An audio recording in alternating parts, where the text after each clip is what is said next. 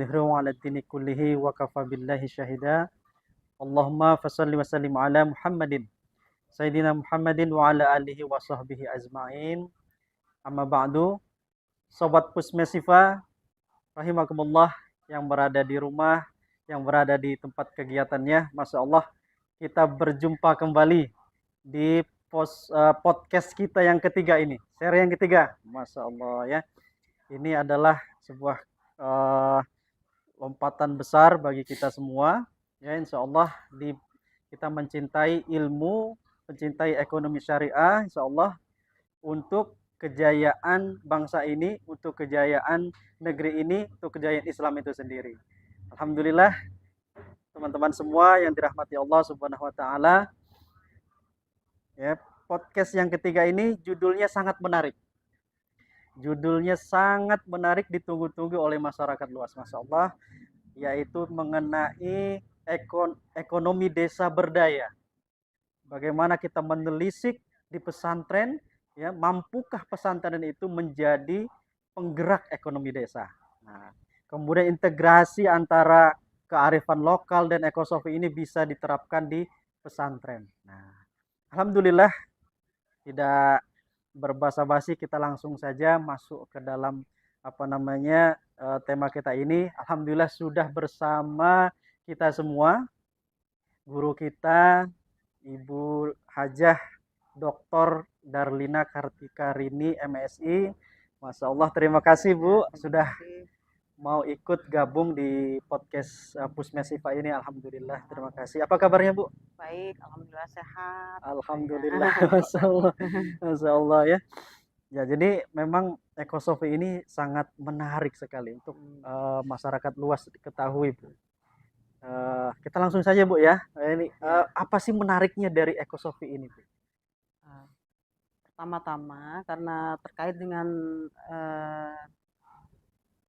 judulnya, ya kan, pembangunan masyarakat dan lingkungan itu jika digambarkan tiga bidang lingkaran yang saling bersinggungan dalam bentuk diagram Venn gitu ya. Diagram Jadi Venn.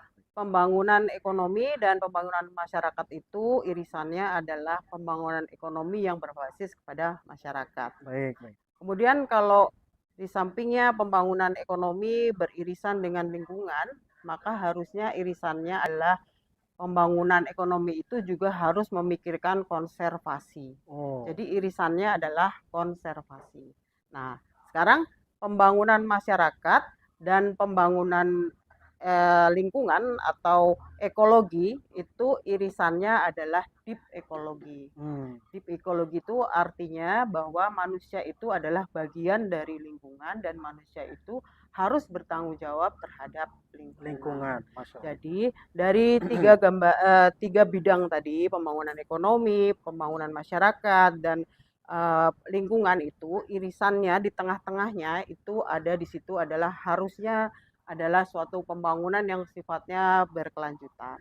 Masya Allah. Ya, jadi pembangunan berkelanjutan itu artinya kita membangun itu tidak hanya untuk pada generasi kita saja, tetapi kita juga harus memikirkan keberadaan generasi yang akan datang. Nah, di dalam pembangunan berkelanjutan itu, di situ ada makna ekosofi di tengah-tengahnya. Jadi ekosofi dari tadi irisan antara masyarakat dan lingkungan tadi, yang saya bilang tadi deep ekologi, itu adalah salah satu cabang dari ekosofi. Baik. Jadi ini ekosofi di tengah-tengahnya. Nah, ekosofi itu suatu paham filosofi yang disampaikan oleh Arenais pada tahun 1970. Dan saya mengenalnya lagi melalui buku yang ditulis oleh Prof. Hadi Ali Kodra yang tentang konservasi dan membumikan ekosofi.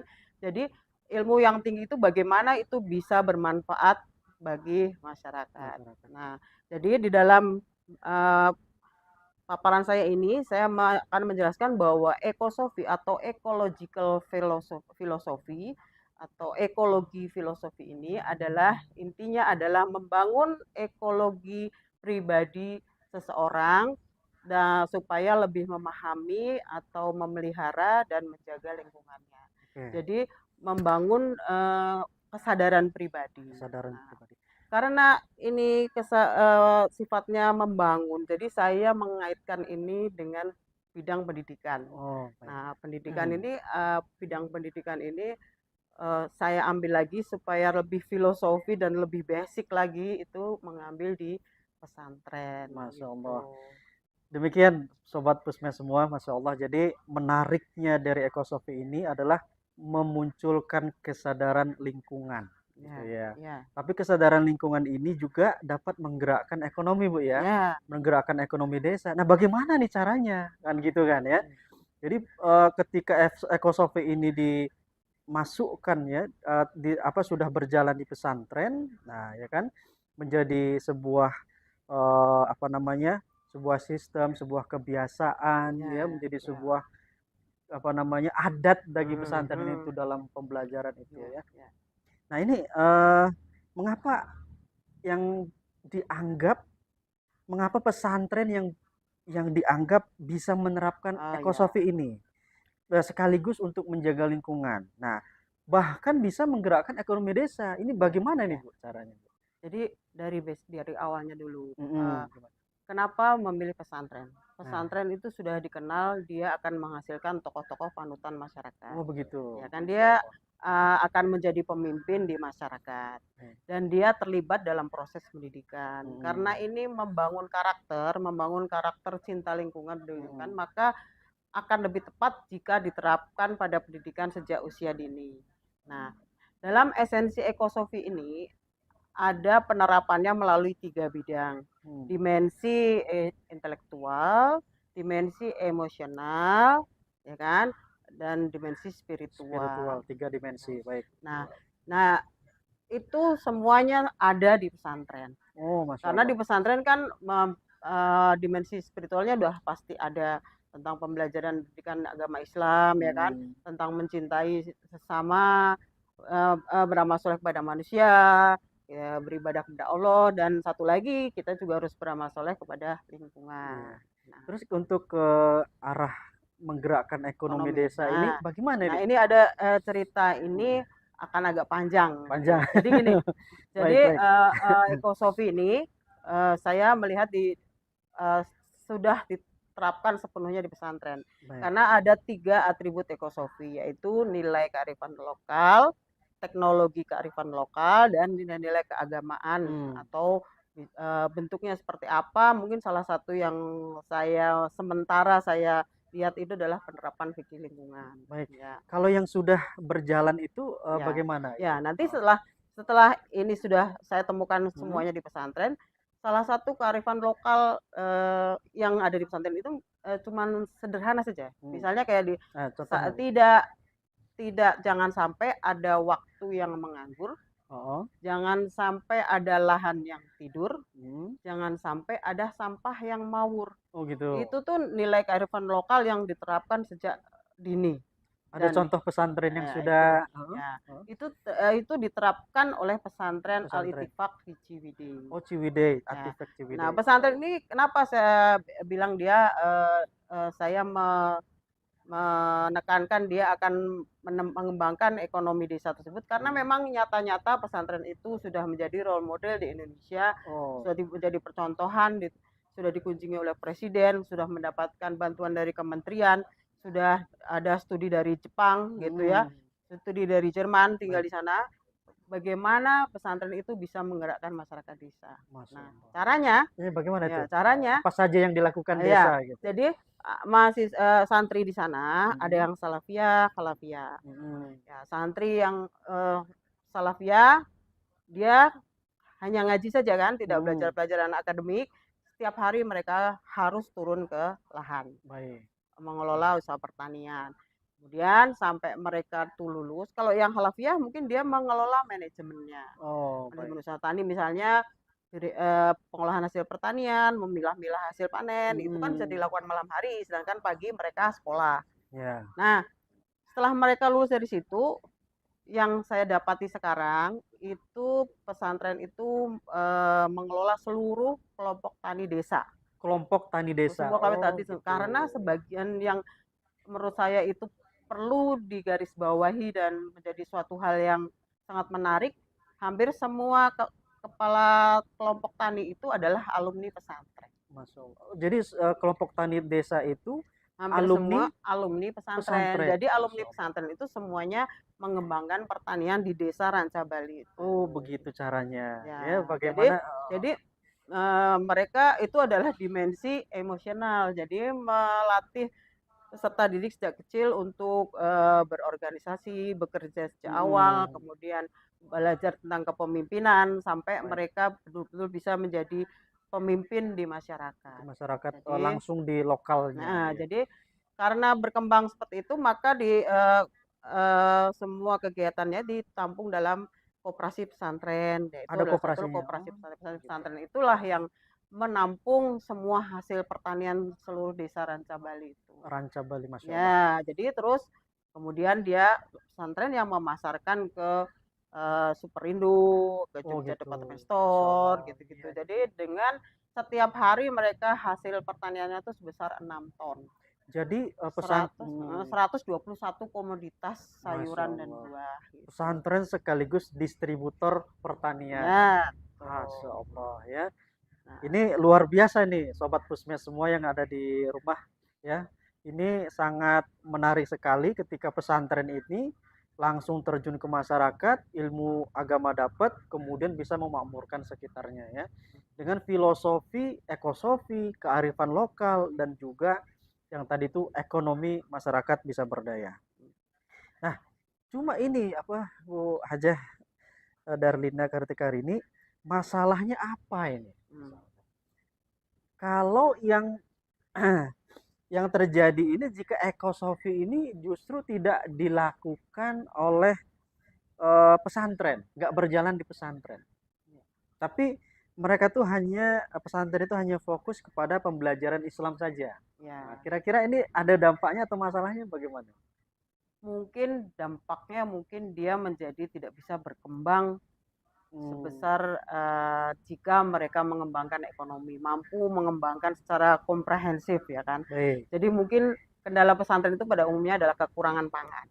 Oke. Nah, kalau pesantren Al-Ittifaq ini, pangan itu adalah hasil grading dari seluruh hasil pertanian di grading. Ada satu level yang itu untuk khusus untuk makan santri. Jadi makan santri itu sudah benar-benar mandiri. Jadi pesantren ini sudah memiliki ketahanan pangan. Nah, kendala pesantren kan banyak. Pasti salah satunya adalah sarana dan prasarana karena memang serba kekurangan dalam bidang ekonomi. Pemenuhan kebutuhan pangan itu pun udah penting. Pasti yang paling utama. Nah, Nah, kalau saya lihat di pesantren-pesantren lain bahkan untuk makan pun mereka masih sering makan nasi dan garam gitu kalau di pesantren. Masya Allah. Nah, Sobat Pusmes yang dirahmati Allah Subhanahu Wa Taala, jadi memang masalahnya ketika tidak diterapkan ekosofi ini, apa namanya, pesantren itu akan sulit berkembang dari sisi ekonominya. Apakah benar demikian? Nah, sudah bersama kita ini tadi paparan dari Bu Hajah Darlina Kartikarini ini. Ada juga bersama kita semua, ini Bapak Dr. Misno ini, gitu ya.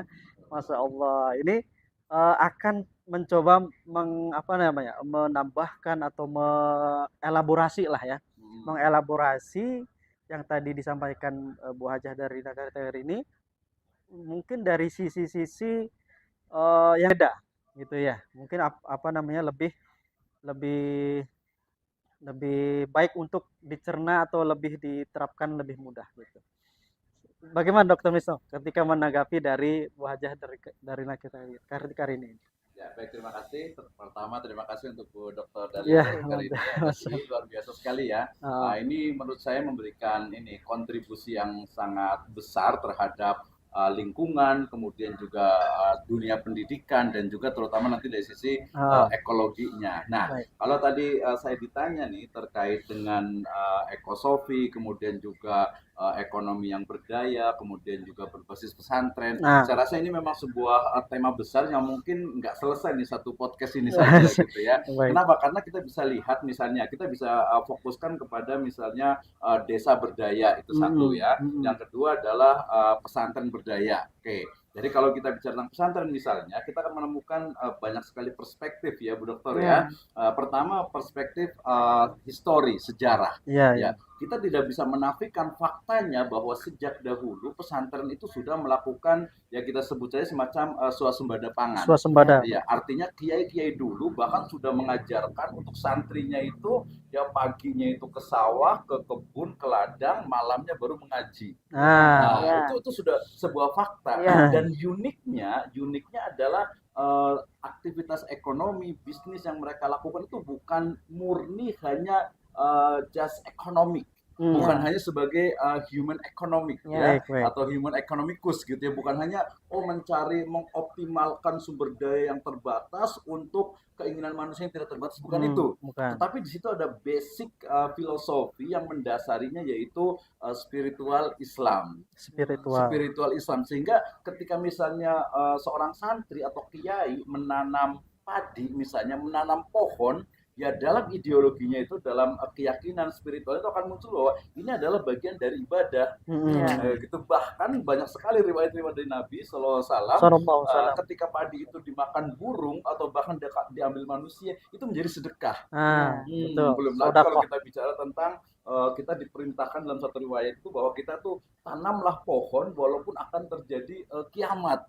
Gitu. Artinya pohon di situ bukan pohon yang nggak ada manfaatnya, tapi bisa pohon yang berbunga, pohon yang berbuah, pohon yang menghasilkan mungkin oksigen, pohon yang mungkin bisa menyerap karbon dioksida. Nah, ini berarti menunjukkan apa? Berarti memang pesantren dengan konsep swasembada pangan, dengan konsep kemandirian plus entrepreneur gitu ya.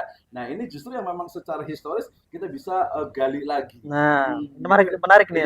Ya, itu perspektif histori. Kemudian perspektif dari sisi misalnya tadi kita mencoba, sepertinya Bu Dokter bisa nyambung tuh antara ekosofi dengan hifdzul bi'ah. Jadi dalam konsep Islam itu kita tahu bahwa Islam itu tujuannya adalah maqasidus syariah. Dan maqasidus syariah itu dia sangat berkembang saat ini, termasuk juga ada munculnya tadi hifdzul bi'ah, menjaga, melindungi, memelihara, melestarikan, mengembangkan lingkungan.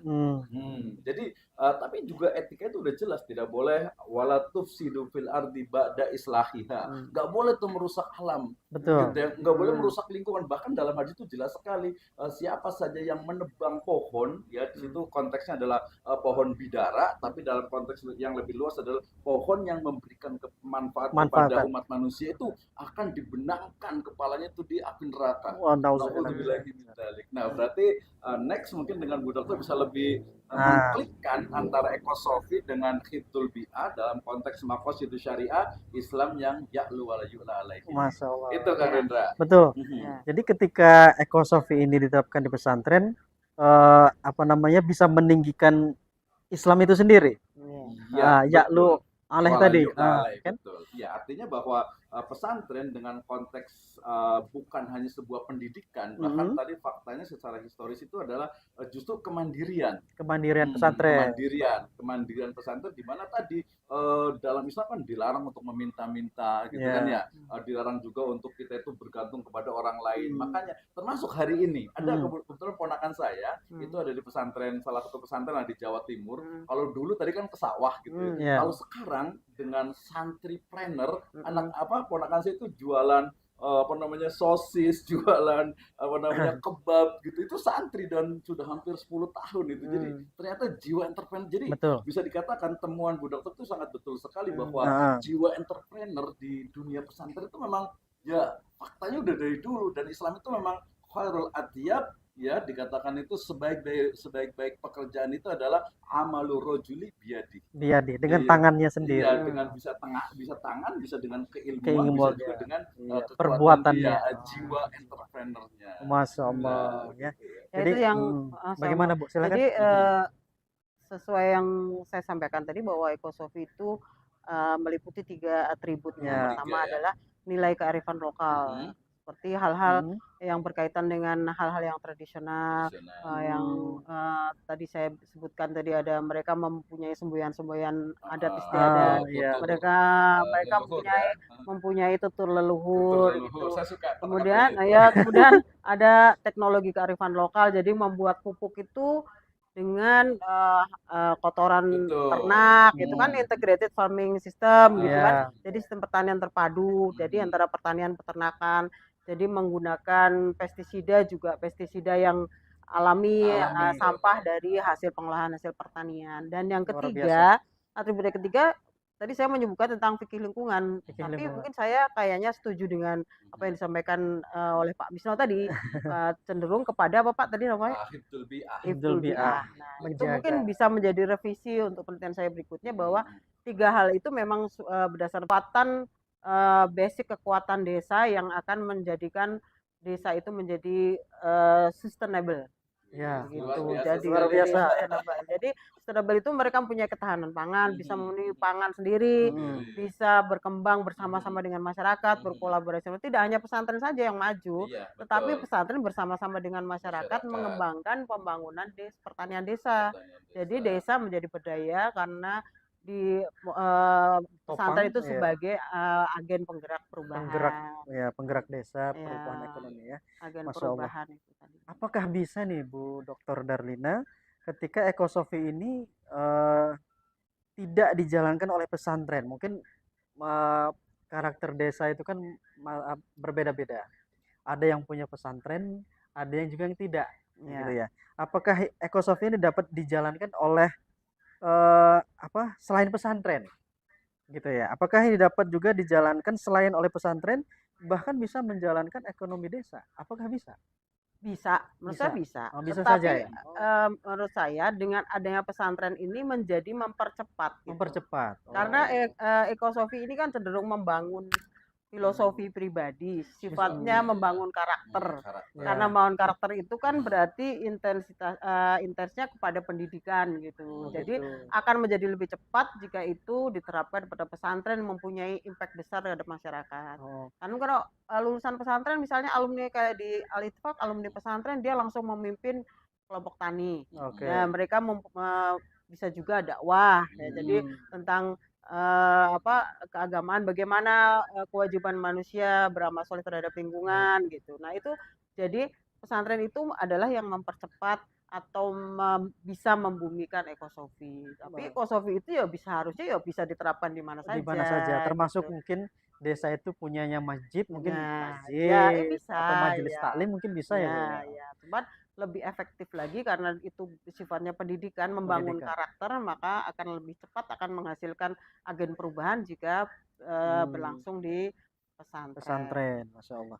Alhamdulillah ini pertanyaan tadi dilanjutkan dengan pertanyaan dari Zoom. Masya Allah ya.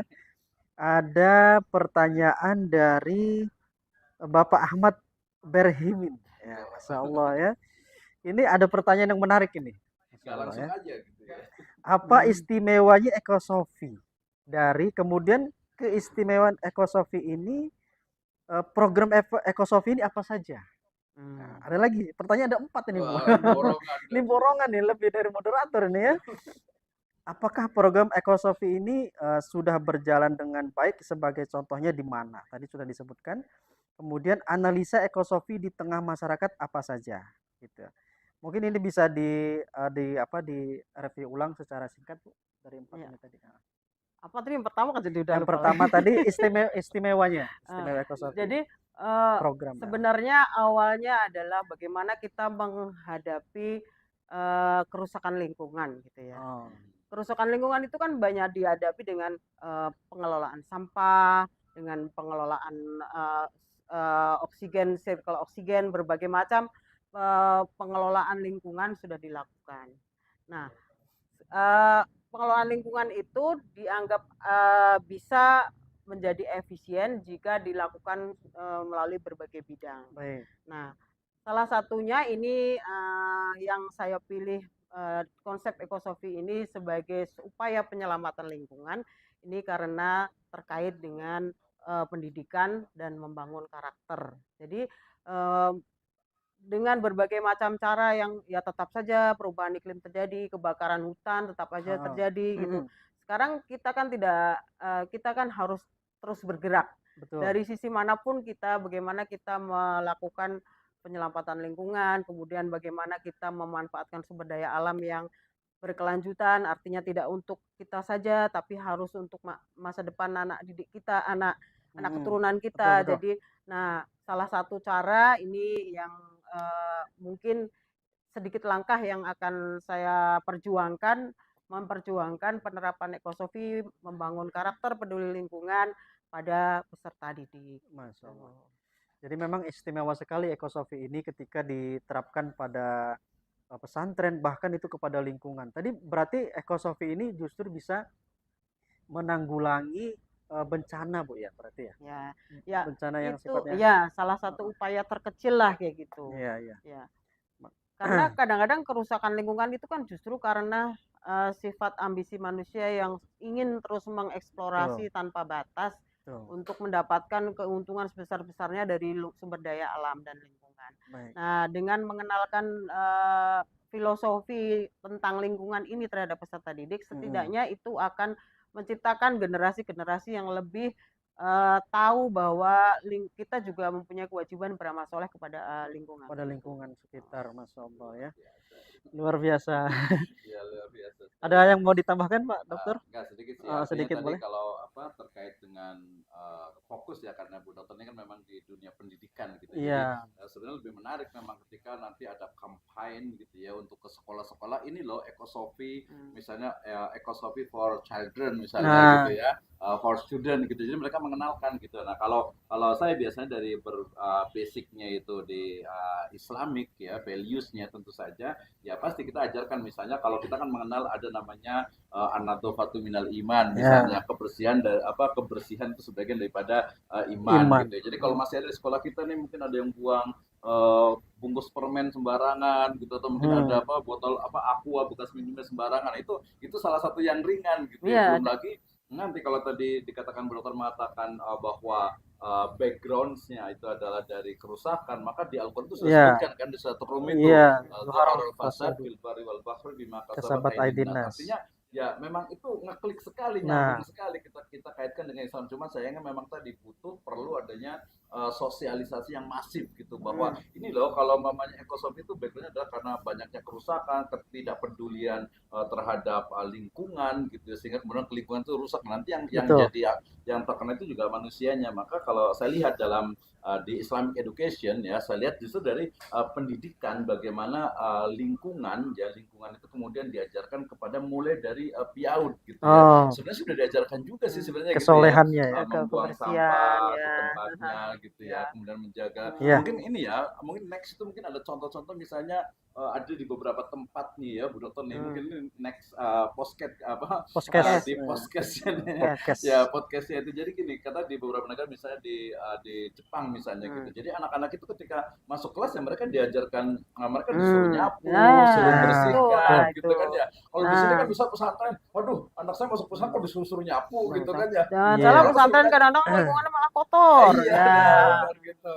Itu jadi berarti next itu adalah bagaimana ekosofi for student. Betul. Gitu ya. Jadi gimana nih untuk guru-guru TK, guru-guru SD, MI biar mengajarkan ini loh aturannya gitu ya. Gimana caranya membiasakan, katanya kan lebih sulit mendisiplinkan ya seorang anak daripada mengajarkan transfer knowledge itu. Betul. Gitu. Jadi kalau dari saya sih terakhir itu mungkin bahwa ekosofi ini sangat ngeklik sekali, sangat nyambung dengan bagaimana konsep dari hifdzul bi'ah gitu ya. Konsep ya mungkin bahasanya adalah perlindungan lingkungan dalam Islamic perspektif, sehingga tadi kebetulan memang pesantren dan next mungkin ada juga sekarang itu namanya itu pesantren berbasis masyarakat. Jadi pesantren itu bukan lagi sebuah gedung, sebuah tempat, tapi satu masyarakat. Saya pernah kebetulan tinggal di Sulawesi Selatan di Macopa, di Maros itu satu kecamatan itu adalah santri semuanya. Di Samarinda juga ada, di Macopa Maros, saya di Goa juga, di beberapa negara. Jadi dia pesantren, cuman basisnya itu adalah masyarakat. Nah, termasuk juga mereka bertani gitu ya. Bertani juga. Nah, itu mungkin next. Jadi banyak sekali nih. Mungkin kita kasih kesempatan kali ya. Sangat menarik, sangat menarik. Yang mau bertanya langsung nih mungkin speaker kita. Boleh dari peserta di Zoom mungkin bisa yang raise hand dulu, boleh? Ada yang raise hand nggak kira-kira? Atau mau bertanya langsung kepada Bu Hajah Darlina Kartikarini atau kepada Bapak Dr. Misno? Di kolom chat ada. Di kolom chat tadi dari Bapak Ahmad. Mungkin ada yang akan bertanya langsung lewat videonya tapi dibuka. Nah, ya. Iya, bisa langsung. Ya. Kira-kira ada yang hadir dari mahasiswa State Siva? Mhm. Oke, silahkan. Ya. Pertanyaannya. Resen, Resen, silahkan kepada Silakan. langsung saja. silahkan langsung dibuka. Kedengaran nggak? Heeh.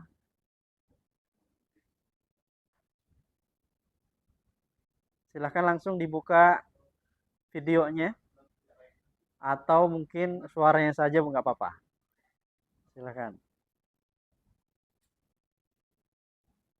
Ya, yang bertanya dapat hadiah apa nih Pak Oh Dokter? iya, kita sediakan untuk di Pusmesiva ini ada Heeh. e-book ya. Dapat e-book. Oke, e-book saya punya e-book ini, judulnya itu Panorama Maqasidus Syariah. Betul. Nah, Kira-kira jadi dapat panorama. dapat free nulis gratis di book chapter? Oh iya, insya Boleh Allah ya? boleh, boleh, Insya boleh. Allah. Yang lain bayar, ini gratis. Nah, silakan. Iya, kita sangat terbuka Heeh, nih. betul. Iya. Silakan ada yang bertanya langsung kepada Bu Dokter atau Bapak Dokter, silakan. Jadi ada yang resen? Ada yang resen, silakan.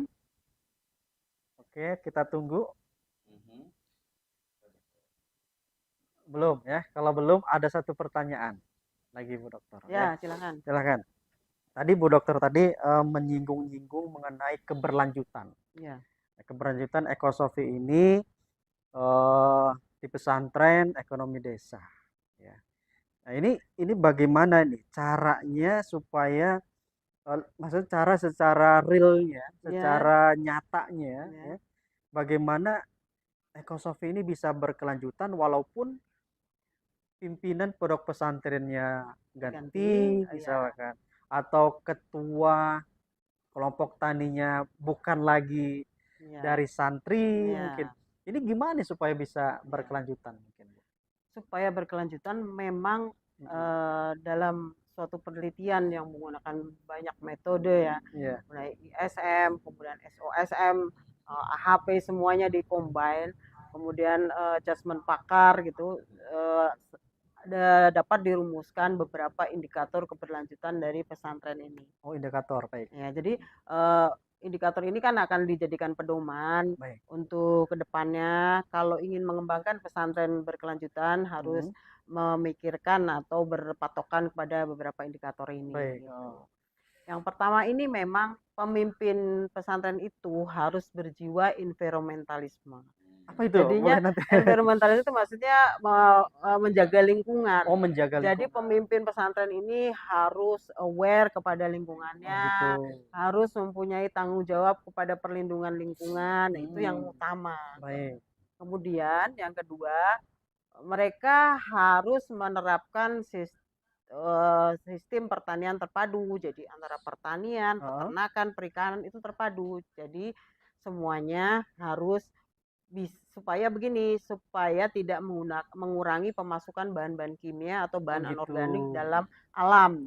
Jadi harus menggunakan sistem pertanian yang terpadu. Ya. Jadi terpadu itu maksudnya ada pertanian, ada peternakannya menghasilkan kotoran ternak yang nanti akan dibuat menjadi pupuk untuk pasokan pupuk di usaha pertanian. Kalau perikanan bisa masuk juga. Nah, nanti perikanan hasil pertanian ini kan nanti akan akan diolah. Hasil pertanian grade yang paling buruk, yang jelek ini akan dijadikan kompos juga, akan dijadikan pupuk juga. Kemudian untuk makanan ternak juga. Nah, perikanan ini kan makanannya juga bisa dari sisa-sisa ini. Nah, hasil perikanan kan bisa untuk konsumsi santrinya, untuk konsumsi petani pengolahannya gitu. Jadi semuanya harus terpadu. Jadi terus kemudian harus ada kearifan lokalnya. Jadi kearifan lokal itu harus diangkat. Nilai-nilai tradisi budaya tutur leluhur daerah dan desa situ harus diangkat. Harus membuat suatu semacam quote-quote yang bisa diturunkan kepada generasi-generasi berikutnya. Berbasis kearifan lokal. Kearifan lokal. Walaupun itu bukan Tatar Sunda, misalkan dari Sumatera. Ya dari mana-mana. Yang penting adat basic itu kan mereka biasanya mempunyai adat tradisi yang sudah dipelajari oleh leluhurnya berdasarkan pengalaman mereka gitu. Jadi kearifan lokal itu harus ada.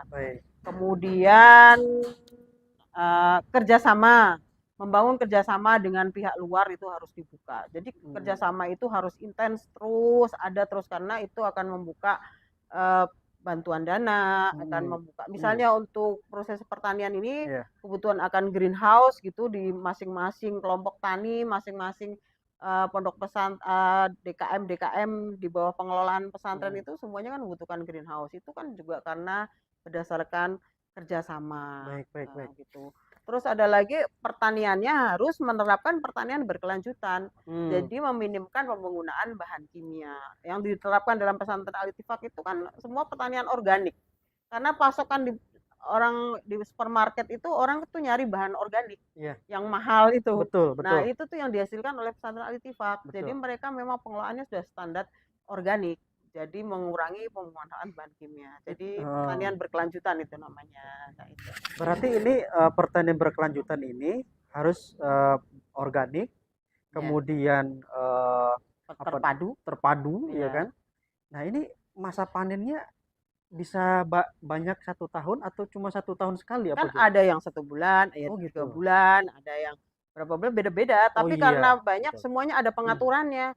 Akan lebih mudah karena dalam satu desa dengan berapa hektar itu maka ada pembagiannya gitu kalau di Desa Rancabali ini. Ini peran sebagai di langkah awal itu ada nggak peran negara di situ? Misalkan campur tangan misalkan untuk supaya pesantren ini kan dia butuh irigasi misalkan. Ya. Ya kan? Mungkin dia arus dana dari memudahkan desa itu untuk sumber dananya yang sesuai dengan ekonomi syariah gitu sebagainya. Itu kira-kira ada. Jadi gini ya, pesantren ini awalnya betul-betul mandiri. Dan mereka sampai mereka bisa mengembangkan agribisnis yang sangat besar ini juga awalnya kemandirian mereka, bukan dari bantuan. Gitu. Bantuan itu datang ketika mereka sudah sangat besar, baru berbondong-bondong. Bantuan datang Gitu. dari semua kementerian. Jadi mereka tuh awalnya membuka jalan secara mandiri, iuran warga, membuka jalan, membuat transportasi, buat penerangan. Jadi pesantren ini awalnya tuh tertutup hanya pesantren saja. Kemudian sejak kepemimpinan Haji Fuad Afandi ini, Kiai Fuad Afandi ini kan yang membuka jalan, mengusahakan pertanian itu awalnya mandiri, dia bekerja sama dengan masyarakat, membuka fasilitas jalan sendiri. Setelah mereka berhasil baru semuanya datang berdatangan dan akan menjadi itu besar. Sangat menarik ini ya, luar biasa. Berarti benar-benar bukan saja menggerakkan ekonomi desa, ekonomi kecamatan bahkan kabupaten kali Bu ya. Gitu, sekarang udah negara kan dia memang dia menjadi pusat penelitian dari negara mana-mana, misalnya dari Jepang, dari Jerman, mengembangkan program-program luar biasa. Ini layak dicontoh. Percontohan semua pesantren ini ya.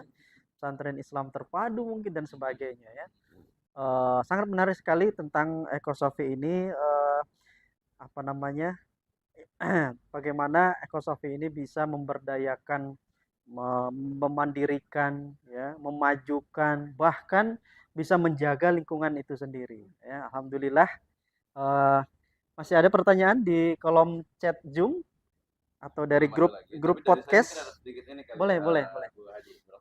Jadi memang Ekosofi ini kan menjadi satu hal yang ini ya, termasuk kalau saya memang baru dan idenya itu memang muncul dari kerusakan alam gitu ya. Kemudian juga nanti ada juga yang kita kenal dalam dunia ekonomi itu dengan SDGs gitu ya. Jadi Sustainable Development Goals gitu ya. Jadi bagaimana ya kita membangun tapi tidak merusak alam gitu kan ya. Jadi kebetulan memang yang diambil itu adalah salah satu adalah memang pesantren yang memang juga dia bermanfaat bagi masyarakat gitu ya. Nah, tapi mungkin kan ada beberapa case nih dokter ya terkait biasanya ini memang karena ketidakpahaman dari masyarakat desa terutama ya. Masyarakat kota sebenarnya banyak juga sih gitu ya. Masyarakat desa misalnya tentang penjagaan lingkungan.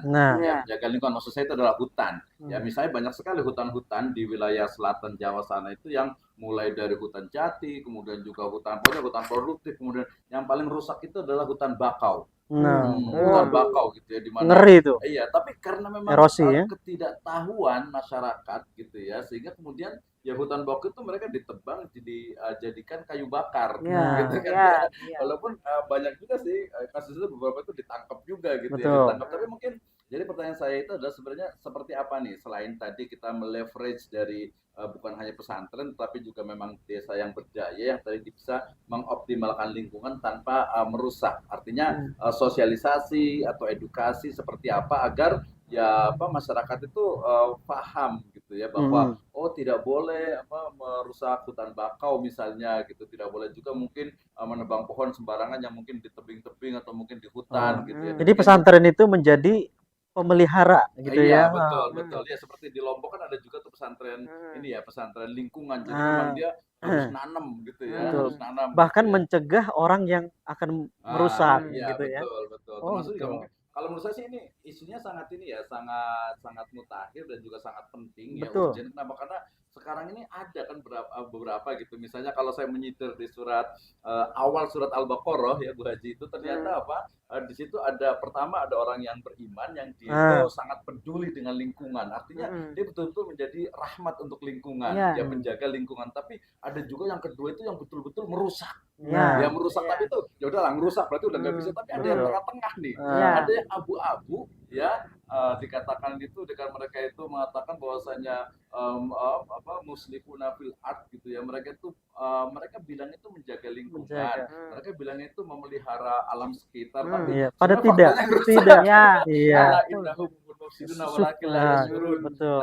Nah, sebenarnya gimana itu? Jadi pertama tadi Iya. dua pertanyaan nih. Pertama Sufaha adalah malah ya. jadi bagaimana cara untuk istilahnya memasyarakatkan ekosofi di ya pedesaan tadi kan dengan tutur leluhurnya itu seperti apa, mungkin harus ada gerakan masif nih agar mereka itu sadar, termasuk sebenarnya di kota juga ya, di kota Iya, kan iya. buang sampah sembarangan, kali Ciliwung penuh gitu ya. Nah, itu, sekarang isu tentang lingkungan itu kan udah banyak sekali Betul, dan betul itu sangat mengerikan. Bahkan yang terbaru adalah hujan asam yang terjadi sehingga kualitas udara yang sangat menurun itu kan disebabkan Betul. karena hujan Iya. asam gitu. Karena banyaknya polusi.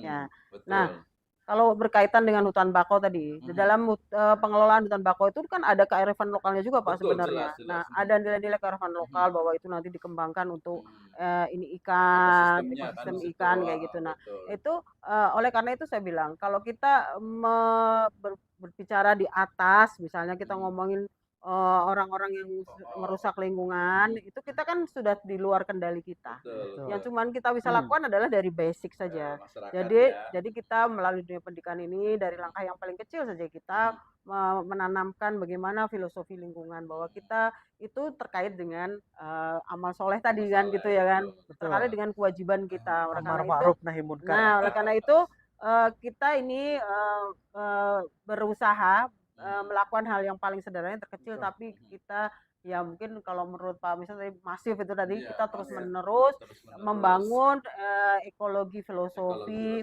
pribadi generasi yang akan datang gitu. Karena memang kita tidak bisa kebakaran hutan aja kan tidak bisa dikendalikan. Kita tidak bisa buat apa-apa Pak, kadang itu kadang-kadang pengusaha yang ingin membuka lahan supaya cepat dan ekonomis dibakar saja kan gitu. Nah, itu kan kita tidak ada mungkin kekuatan kita belum sampai ke sana. Tapi kita bergerak dalam dunia pendidikan ini kan bagaimana kita membangun setidaknya kita membangun mental ekologi filosofi peserta didik itu seperti itu gitu. Jadi supaya kembali kepada kearifan lokal gitu. Jadi kembali kearifan lokal itu memang sangat penting sekali ya untuk kita kembangkan, dan ya mudah-mudahan tadi dengan cara masif, dengan secara kontinu terus menerus berkesinambungan, jadi masyarakat itu tadi sadar lingkungan kali bahasanya gitu ya.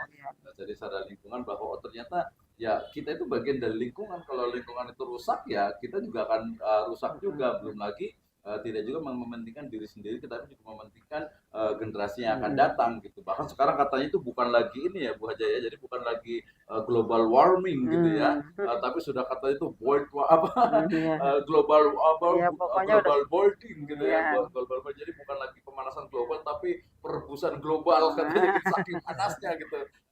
Sudah tidak terkendali lah kerusakan lingkungan itu sudah tidak terkendali ya. Betul. Jadi perannya itu tadi kearifan lokal, kemudian juga nanti pendekatan spiritual, termasuk juga tadi dan teknologi kearifan lokal. Teknologi kearifan lokal. Jadi membuat sesuatu hal yang sifatnya organik, makanan organik, pupuk organik, insektisida organik gitu. Makanya ada istilah don't panic is organic. Betul. Baik, Sobat Pusmes, Sifa yang dirahmati Allah Subhanahu wa taala, kita lihat di kanal YouTube kita ini sudah banyak yang menonton ya. Masya Allah, ini ada beberapa mahasiswa dari STIT Sirojul Falah yang hadir. Masya Allah ya. Tetap semangat, nanti di kampus nanya lagi. Masya Allah ya. Ini sudah ada beberapa yang hadir. Baik, ini saja silahkan kepada teman-teman yang ada di Facebook maupun di YouTube ya untuk mengajukan pertanyaan kepada Bu Hajah Darina Kartikarini. Jika tidak ada, kita akan coba cukupkan ya. Kita cukupkan Iya, ya. mungkin satu lagi kali Satu ya, lagi boleh. untuk mahasiswa nih. Mahasiswa. Mahasiswa Boleh gitu kan. pendekatan Ya. ke sana. Mahasiswa ini kan yang hadir sebagian besar mahasiswa, Mahasiswa. ya. Jadi langkah kecil apa nih Bu Dokter yang bisa lakukan untuk implementasi dari Ekosofi ini, terutama yang mungkin yang deket aja lah di kampus kita sendiri gitu ya. Yang paling dekat ini adalah kebersihan kampus. Oh, Nah, untuk hal yang paling Setuju. sederhana saja kadang-kadang mahasiswa tidak bisa melakukan ya seperti membuang sampah di tempatnya. Betul. Kadang-kadang kita kalau datang pada jam-jam terakhir itu botol aqua sudah ada di mana-mana. Betul. Itu seperti itu kan hal seperti itu kan sebenarnya sepele. Sepele, Ya, betul. tetapi itu tidak bisa dilakukan di kampus kita pun masih banyak mahasiswa yang seperti itu. Ya kan? Itu dari awal seperti tadi 3 punya Al-Ittifaq, tidak boleh ada waktu menganggur, tidak boleh ada tanah yang tidur, dan tidak ada sampah yang mawur. Hanya sampah. dari 3 itu aja kalau kebiasaan itu diterapkan itu Masya Allah bukan main. Mereka menjadi pribadi dan karakter-karakter yang betul-betul mumpuni gitu. Disiplin dan sebagainya. Ya. Luar biasa ya. Jadi Iya. yang kecil dulu nih. Betul, dari sampah ya, dari lahan ya kan. Betul. Dan Tadi sebagainya. juga saya juga dapat amanah dari ketua juga si Sirajul Falah ini ya, tadi memang salah satunya tadi adalah yang tadi Bu Dokter sebutkan gitu. Jadi ya memang jangan sampai mahasiswa ini ada tadi bekas aqua atau bekas air minum, kemudian juga mungkin ada bungkus permen gitu yang tertinggal di bawahnya, bahwa itu adalah tanggung jawab gitu ya. Nanti kalau pendekatan Islam syariah ini biasanya ada salah satu dari Sokbul Iman, salah satu dari cabang iman yang paling rendah itu adalah imatatul adza anit thoriq gitu ya. Jadi mengambil duri. Mengambil duri, artinya bukan hanya duri tapi mengambil sesuatu benda yang membuat orang berbahaya. Orang lain itu tidak nyaman. Betul. Ya kalau ngeliat sampah kan aduh nggak enak banget gitu ya. Sama juga mungkin di hamam, di kamar mandi, toilet misalnya ketika kotor kan nggak enak gitu ya. Di kelas juga aduh kayaknya nggak enak banget nih. Jadi itu kalau kita ngambil bungkus permen, ngambil tempat aqua gitu yang sudah nggak kepake, kemudian kita ambil, itu cabang dari iman gitu ya. Yang jelas gitu kan ya. Jadi ya jangan sampai ya. Jadi itu tanggung jawab selain diri kita sendiri, dari diri kita sendiri tentu saja kan. Baru nanti oke, kalau kita ngelihat ya jangan didiamkan juga, langsung kita ambil juga. Kalau perlu, kalau kita tahu orang yang orang yang membuangnya atau mungkin ya kita langsung kasih saja. Dan ini mungkin ada satu lagi kali Bu Haji, saya suka nih, coba. Enggak. Jadi ini bukan di kampus gitu, tapi di jalan-jalan Bu Haji nih. Ya di jalan-jalan itu saya mungkin kayaknya kesel banget nih ketika memang ada misalnya orang pakai mobil nih, mobilnya bagus gitu kan, tiba-tiba pluk gitu kan ya, buang tempat jalan di jalan gitu kan ya, aqua gitu ya. Wah, ini kayaknya harus ada beberapa yang di sosial eksperimen di YouTube itu kan langsung ambil langsung lempar lagi. Tapi saya nggak berani. Ya. Oke, ada yang nanya katanya itu satu terakhir kali. Itu sosialisasi juga gitu ya. Baik, ini masih belum ada nih yang nampak. Mungkin di Zoom masih ada. Yang raise hand boleh? Terakhir ya, kita kasih untuk raise hand lah. Boleh, silakan di capture ya. Ya, ada Intan Permatasari. Intan Permatasari, silakan. Langsung aja. Boleh dibuka. Buka videonya. Boleh buka videonya. Boleh. Ya, langsung Teh aja. Intan, boleh silakan.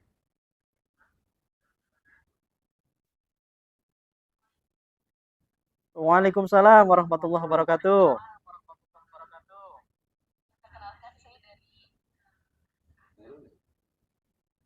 Ya, silahkan.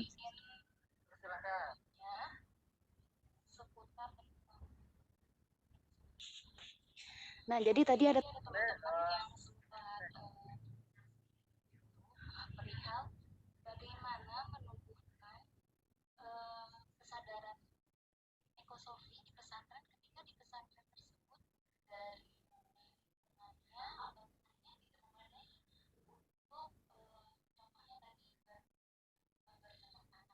Nah,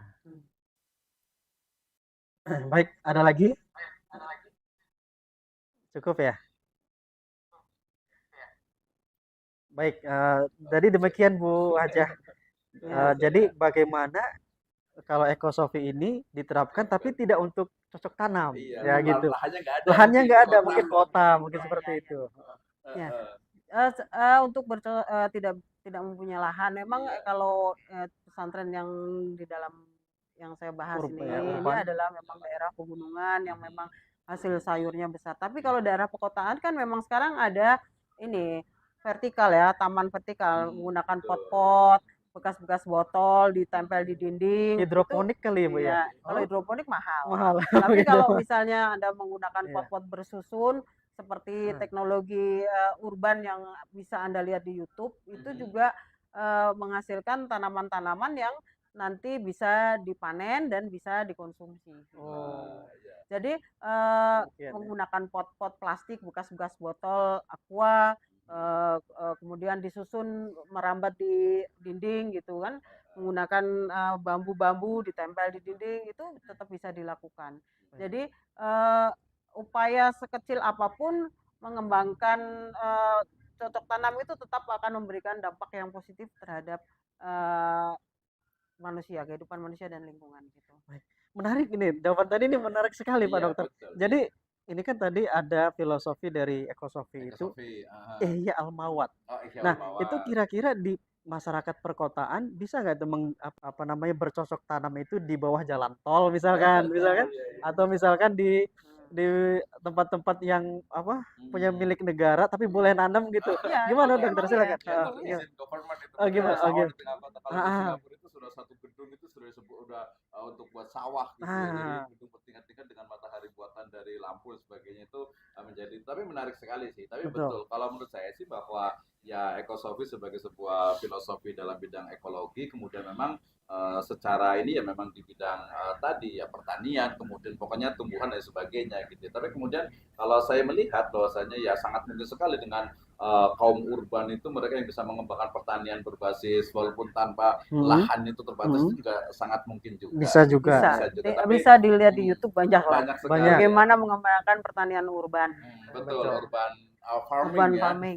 Ya, tapi Urban farming. Iya. Tapi menarik juga sih ketika tadi mungkin ini kepaksa banget Bu Dokter. Jadi misalnya ya pesantrennya cuma kecil gitu ya. Gitu ya. Kalau menurut saya sih ya tadi ekosofi itu kan bukan hanya kalau pendapat saya ini mungkin agak salah nanti boleh diperbaiki. Ekosofi itu kan sebenarnya tadi salah satu bentuknya itu adalah ya mungkin keramahan kita terhadap lingkungan gitu ya. Jadi budi kita kepada lingkungan sehingga kemudian tadi dengan nih misalnya nih mohon maaf nih mungkin ada pesantren-pesantren yang masih mohon maaf misalnya kamar mandinya kotor gitu ya, tempat wudhunya kotor gitu ya. Itu kan udah kelihatan masjidnya kurang rapi gitu kan. Jadi kan nggak nyaman sekali gitu. Kemudian juga tadi cara pembuangan sampah mungkin juga termasuk pengolahan sampah gitu ya. Pengolahan sampahnya itu jangan kayaknya sekarang sampah itu banyak sekali dan tidak bisa mengolahnya dengan baik gitu kan ya. Jadi cara mungkin memisahkan antara yang mungkin yang organik yang dengan non organik. Kemudian juga bisa nggak misalnya ada teman di daerah Pamijahan sana yang menemukan satu